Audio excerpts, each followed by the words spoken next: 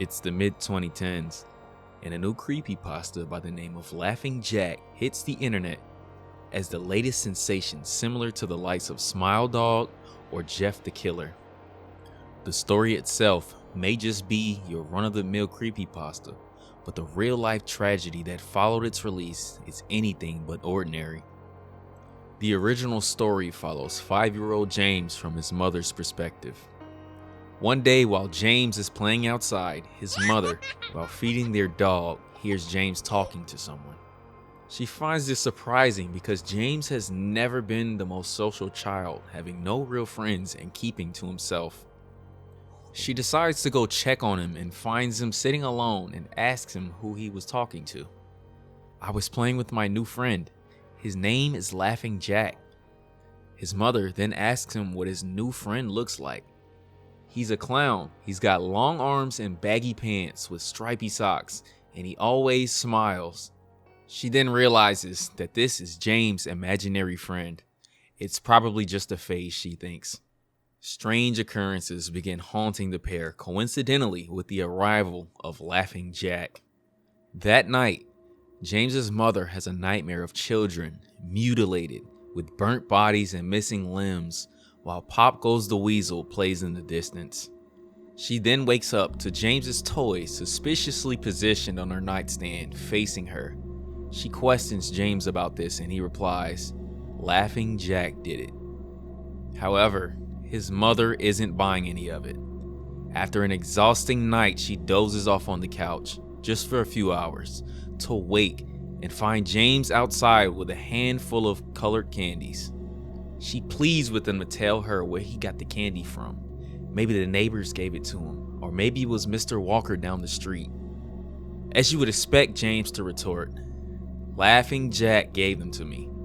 James's mother starts to lose composure and shouts at him, "James, I've had enough of this damn Laughing Jack thing. He is not real." James is made to spit the candy out and throw the rest away. Either way, she's going to have to keep a closer eye on James.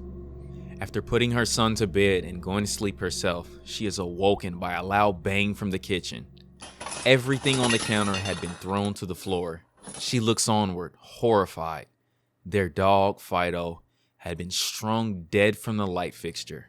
His stomach was cut open and stuffed with candy, the same type that James was eating earlier that day.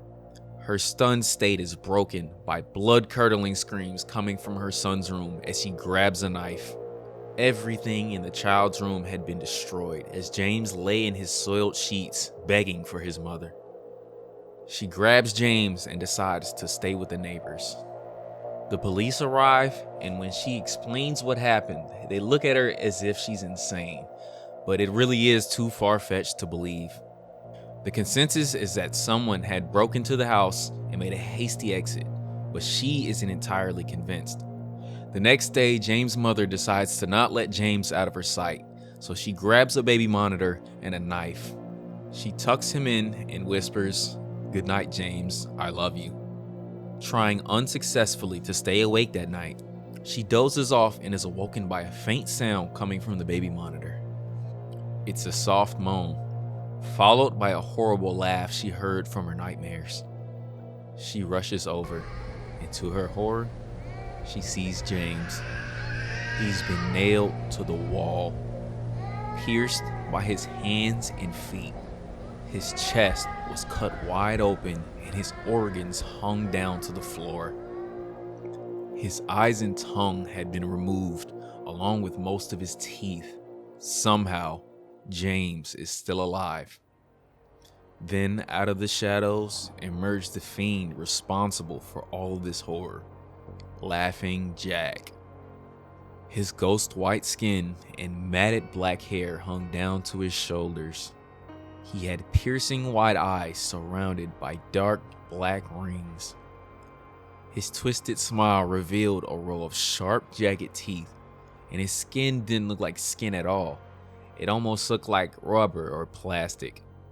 She lunges at Laughing Jack with her knife, and as she strikes him, he disappears into a cloud of black smoke, and the blade passes through James' still beating heart.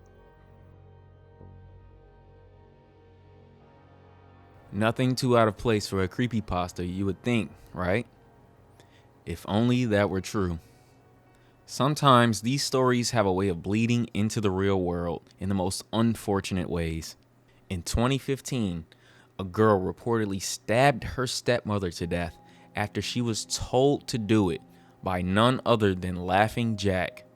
The 12-year-old from Elkhart, Indiana, who has not been named for legal reasons, allegedly set fire to her family's flat before attacking Maria Torres in July. According to court documents, the troubled girl states she heard voices and had an alter ego months leading up to the incident and begged her father for help. She was then diagnosed with multiple personality disorder and post-traumatic stress disorder. Despite this, she was then refused by 16 psychiatric units and refused medical care by the state. At the time of this trial, she was held at the Juvenile Detention Center in Goshen, Indiana, and was not allowed anywhere near sharp objects, meaning other children had been forced to eat using paper spoons. This situation is undoubtedly depressing, considering this girl was not fit to stand trial and never actually got the help she needed. Surprisingly enough, this actually would not be the first time this type of incident happened either. A year before this case, two 12-year-old girls, Morgan Geyser and Alyssa Wire, stabbed a classmate 19 times and left her for dead in a woodland area under the direction of fictional horror character, the Slender Man. They were both charged as adults, and Geyser was diagnosed with schizophrenia. It really makes you wonder what type of strange hold these fictional characters have over the mentally unstable.